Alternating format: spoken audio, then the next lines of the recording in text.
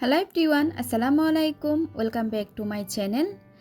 আজকের এপিসোডে আমি আপনাদের সাথে শেয়ার করব 4 পাউন্ডের কোকোমেলন থিম কেক। যখন আমি এই কেকটা ডেকোরেশন ভিডিও শেয়ার করেছিলাম, আপনারা সবাই অনেক বেশি পছন্দ করেছিলেন আর আপনারা এই কেকের রেসিপিটা দেখতে চেয়েছিলেন। তাই আজকে আমি কেকের বেস হতে ডেকোরেশন পর্যন্ত সম্পূর্ণ ডিটেলস আকারে শেয়ার করব। তাই আপনারা ভিডিওটা স্কিপ না করে সম্পূর্ণ শুরু থেকে শেষ পর্যন্ত দেখবেন। আর ভালো লাগলে প্লিজ একটা লাইক দিবেন। চলুন তাহলে রেসিপিটি দেখে নেওয়া যাক। প্রথমে আমি কেকের বেসটা তৈরি করে নিব। তার জন্য রুমের স্বাভাবিক তাপমাত্রায় 4টা ডিম নিয়ে নিয়েছি। এবার একটা ইলেকট্রিক বিটারের সাহায্যে আমি 1 মিনিট মতো বিট করে নিব। আর আমি আজকে ডিমের কুসুম আর সাদা অংশ আলাদা করে নাই, আমি এভাবে করে দেখাচ্ছি। এখানে আমি 3/4 কাপ পরিমাণ আস্ত দানা চিনি নিয়েছি। অল্প পরিমাণ চিনি দিয়ে আমি আবারও বিট করে নিব 2 থেকে 3 মিনিট। আমি এখানে আজকে 2 পাউন্ডের একটা বেস তৈরি করে দেখাচ্ছি, আরেকটা আমি অফ ক্যামেরায় তৈরি করে নিব। আমার ওভেনটা ছোট, তার জন্য আমি 2 পাউন্ডের একটা বেস তৈরি করে নিচ্ছি। প্রথম ধাপে চিনিটা যখন খুব ভালোভাবে গলে যাবে, আমি দ্বিতীয় ধাপে চিনি অ্যাড করে দিচ্ছি। এভাবে করে আমি 2 থেকে 3 বার চিনিটা অ্যাড করব। আর কুসুম সাদা অংশ যখন বিট করতে যাব, সময়টা একটু বেশি লাগবে। আমি কিন্তু অনেক ধরনের আপনাদের রেসিপি দেখিয়েছি, আপনারা চাইলে সাদা অংশ আর কুসুমটা আলাদা করে বিট করে নিতে পারেন, তখন কিন্তু সময়টা একটু কম লাগে। এবার সম্পূর্ণ চিনিটুকু দিয়ে আমি আবারও বিট করে নিচ্ছি 3 থেকে 4 মিনিট, বা সম্পূর্ণ চিনিটুকু গলে যাওয়া পর্যন্ত। ডিমের ফর্মটা হয়ে এসেছে। এবার একটা আমি সংখ্যা লিখে নিচ্ছি। সংখ্যাটা যদি সাথে সাথে বসে যায় তাহলে আরেকটু বিট করে নিতে হবে। এই পর্যায়ে আমি 1 চা চামচ পরিমাণ অরেঞ্জ ইমালশন দিয়ে নিব। আবারও আমি বিট করে নিব ইলেকট্রিক বিটারের সাহায্যে। 10 থেকে 15 সেকেন্ড বিট করে নিলে হবে। এটাকে আমি ওভার বিট করতে যাব না। সব কিছু একত্রে ভালোভাবে মিশে যাওয়ার পর আমি বিটারটা সরিয়ে নিব। এবার আমি ব্যাটারের সাথে শুকনো উপকরণটা অ্যাড করে নিব। তার জন্য একটা ছাঁকনি নিয়ে নিলাম। ছাঁকনিতে দিয়ে দিয়েছি 1 কাপ পরিমাণ ময়দা। আমি ময়দাটা সমান করে নিয়েছি। আরও দিয়ে নিব 2 টেবিল চামচ পরিমাণ কর্নফ্লাওয়ার। আপনারা কিন্তু অবশ্যই কর্নফ্লাওয়ারটা দেওয়ার চেষ্টা করবেন। 1 চা চামচ পরিমাণ বেকিং পাউডার দিয়ে নিলাম। 1/4 টিস্পুন পরিমাণ লবণ দিয়ে নিয়েছি। এবার শুকনো উপকরণটা খুব ভালোভাবে আমি চেলে নিব। সম্পূর্ণ শুকনো উপকরণটা চেলে নেওয়ার পর একটা হ্যান্ড হুইক্সের সাহায্যে আমি ব্যাটারের সাথে শুকনো উপকরণটা মিশিয়ে নিচ্ছি। আজকে আমি সম্পূর্ণ শুকনো উপকরণটা দিয়ে আমি এভাবে করে মিশিয়ে নিব। আমি আসলে কাজ করতে করতে অভ্যস্ত হয়ে গেছি, আমার কিন্তু ডিমের ফর্মটা বসে যাবে না। আপনারা যারা নতুন কাজ করছেন তারা কিন্তু 2 থেকে 3 বার করে শুকনো উপকরণটা অ্যাড করবেন। আমি এবার আপনাদের ব্যাটারের ঘনত্ব একটু দেখিয়ে দিচ্ছি কীরকম হয়েছে। এবার সম্পূর্ণ ব্যাটারটা আমি একটা 8 ইঞ্চ মোল্ডে ঢেলে নিব। আর মোল্ডে আমি একটা লিকালিকির কাগজ বিছিয়ে দিয়েছি। এবার একটু ট্যাপ করে ওভেনে বেক করে নিব 25 থেকে 30 মিনিটের জন্য। কেকটা আমি ওভেন থেকে বের করে নিয়েছি আর কেকটা ঠান্ডা হয়ে গেছে। আমি অফ ক্যামেরায় সেম রেসিপিতে আরেকটা কেক তৈরি করে নিয়েছি, আপনাদের 2টা কেক আমি দেখিয়ে দিলাম।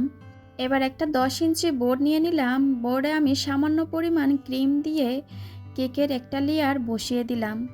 এবার আমি এখানে কেকটাকে একটু চেপে দিব যাতে করে নড়ে চড়ে না যায়। এবার দিয়ে নিচ্ছি সুগার সিরাপ। আমি সুগার সিরাপ হিসাবে এখানে 1 কাপ পরিমাণ দুধ নিয়েছি। 1 কাপ দুধের সাথে আমি 1/3 কাপ পরিমাণ চিনি মিশিয়ে সিরাপটা তৈরি করে নিয়েছি। খুব ভালোভাবে সুগার সিরাপটা দিয়ে নেওয়ার পর আমি ক্রিম দিয়ে নিচ্ছি। আর আপনারা এই ক্রিমের রেসিপিটা দেখতে চাইলে আমার ইউটিউব চ্যানেলে অলরেডি ভিডিও দেওয়া আছে, আপনারা চাইলে এই ক্রিমের রেসিপিটা দেখে নিতে পারেন। ক্রিমটা চারিদিকে ছড়িয়ে নেওয়ার পর এবার আমি কেকের দ্বিতীয় লেয়ারটা বসিয়ে দিয়েছি। সেমভাবে আমি আবারও সুগার সিরাপ দিয়ে নিচ্ছি, তারপরে ক্রিম। যারা আমার চ্যানেলে নতুন এসেছেন প্লিজ সাবস্ক্রাইব করার জন্য অনুরোধ রইল। সাথে থাকা বেল আইকনটি ক্লিক করবেন, এতে করে আমি কোনো রেসিপি আপলোড করলে আপনারা সাথে সাথে নোটিফিকেশন পেয়ে সবার আগে দেখতে পারেন। আবারও আমি ক্রিমটা খুব ভালোভাবে চারিদিকে ছড়িয়ে নিচ্ছি। আর আজকের কেকে আমি ক্রিমটা একটু কম দিব। আপনারা চাইলে কম বেশি করে নিতে পারেন, এটা আপনারা আপনাদের টেস্ট অনুযায়ী বুঝে দিবেন। আর আজকের কেকটা আমি 6টা লেয়ার করে নিয়েছি, আপনারা কম বেশি করে নিতে পারেন। স্পঞ্জ কেকে কিন্তু অবশ্যই সুগার সিরাপ দিতে হবে, আমি প্রতি লেয়ারে সুগার সিরাপটা দিয়ে নিয়েছি। এবার কেকটাকে ক্রাম কোটিং করার আগে আমি কিছু স্ট্র দিয়ে দিব, আপনারা চাইলে ব্যাম্বো স্টিকও দিতে পারেন। কেকটা একটু উঁচু হাইটের হবে, তার জন্য আমি কোনো রিস্ক নিতে চাচ্ছি না, আমি কিছু স্ট্র বসিয়ে দিচ্ছি। এবার কেকটাকে খুব ভালোভাবে স্ট্র বসিয়ে দেওয়ার পর ক্রাম কোটিং করে নিব। আমি কিন্তু প্রত্যেকটা কেকে কিন্তু হাতে সময় থাকলে ক্রাম কোটিংটা করে নিই। ক্রাম কোটিং করার পর আমি ফ্রিজে রেখে দিই আধা ঘন্টা থেকে 1 ঘন্টার জন্য। এভাবে করলে আপনারা যখন পরবর্তীতে ক্রিম দিবেন আর উপরে কেকের গুঁড়া গুঁড়া ভাবগুলো উঠে আসবে না। কেকটা খুব ভালোভাবে ক্রাম কোটিং হয়ে গেলে আমি ফ্রিজে রেখে দিব ক্রিমটা সেট হওয়ার জন্য আধা ঘন্টার জন্য। আধা ঘন্টা পর আমি কেকটাকে আবারও ফ্রিজ থেকে বের করে নিয়েছি। এবার আমি ক্রিম দিয়ে নিচ্ছি, আর ক্রিমটাকে আমি একটু কালার করে নিয়েছি। কেকের সাইডে খুব ভালোভাবে ক্রিম দিয়ে নেওয়া হয়ে গেলে আমি উপরের সাইডেও ক্রিম দিয়ে নিচ্ছি। এভাবে করে আমি কেকটাকে কভার করে নিব। এই কেকের রেসিপিটা আমি সম্পূর্ণ ডিটেলস আকারে আপনাদের সাথে শেয়ার করছি, আশা করি আপনারা বুঝতে পারছেন। আপনারা যদি কিছু বুঝতে না পারেন কমেন্ট সেকশনে গিয়ে কমেন্ট করতে পারেন। প্যালেট নাইফের সাহায্যে কেকটাকে আমি স্মুথ করে নিচ্ছি, যেরকম আপনারা স্ক্রিনে দেখতে পাচ্ছেন। এবার আমি একটা স্ক্রাবারের সাহায্যে আরেকটু স্মুথ করে নিব। স্ক্রাবারের সাহায্যে করলে কেকটা ফিনিশিং আরও বেশি সুন্দর আসে। কেকের সাইডে স্মুথ একটা ফিনিশিং চলে আসলে উপর সাইডও আমি স্মুথ করে নিব প্যালেট নাইফের সাহায্যে। আর প্রত্যেকটা বার আমি কিন্তু প্যালেট নাইফটা মুছে নিচ্ছি। কেকটা স্মুথ একটা ফিনিশিং চলে আসলো, আমি আমার মন মতো করে স্মুথ ফিনিশিং করে নিয়েছি। এবার আমি একটা একটা করে ছবি বসিয়ে নিব। ছবিগুলো কিন্তু প্রিন্টেড ছবি, এডিবল না। আমি একটা 1 লিখে নিয়েছি। এবার যেই বেবিটার জন্য কেকটা নিয়ে যাচ্ছে আমি ওই বেবির নামটা লিখে নিচ্ছি। আর এই টপারগুলো আমি তৈরি করেছিলাম ফন্ডেন্ট দিয়ে। একে একে আমি নামটাও বসিয়ে নিব। নামটা বসিয়ে নেওয়ার পর আমি কিছু ফুল তৈরি করে নিব।